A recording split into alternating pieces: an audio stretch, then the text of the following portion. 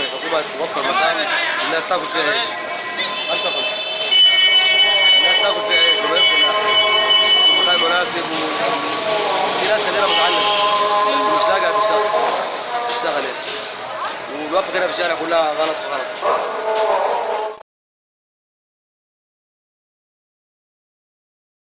حد بيبطل الحج هنا احنا كلنا بنطلع ببعضينا. الشغل دي شغلانه بلطجه، شغل البياع دي شغلانه مش شغلانه من غير ادميه اصلا. شغلانه غير ادميه المفروض يعني يوفروا مكانات، الحكومه تستفاد والبياع يستفاد، ويبان المحترم حتى اللي يعمل مشكله يبقى معروف ده مكانه في الحته الفلانيه.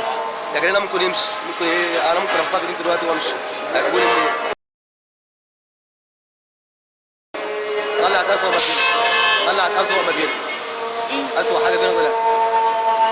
يعني بص في الشارع انا بتكلم على نفسي، انا بضر نفسي دي، الكلام ده بضر بيه نفسي. تفهمني؟ انت تستغرب انا قلت كده ازاي؟ بس ما ينفعش. يعني محلات زي كده قفلت واحنا مبارك احسن منكم. اقول لك ازاي؟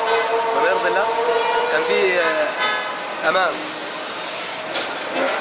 كان في ناس بتاكل كانت ماشي، لكن احنا دلوقتي ما فيش. المسألة تعالى لغايه دلوقتي. بس فانا يا ريت يعملوا لنا حاجه محترمه، اماكن محترمه كده زي اللي عملوها في رمسيس.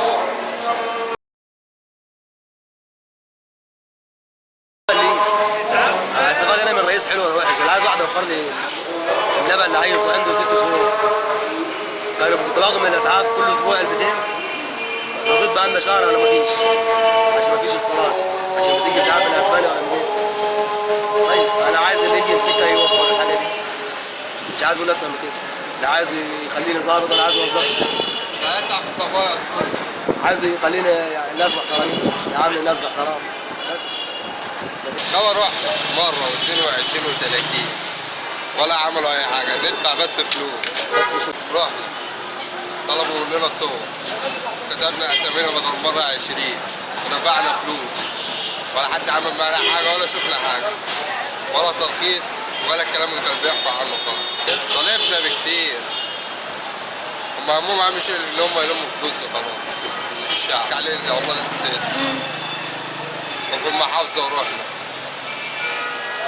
معاك وصة تعمل لك ورا، معكيش وصة مفيش أي حاجة عندك بالوصاية. ما في ناس راحت خدت رخص بالوصاية.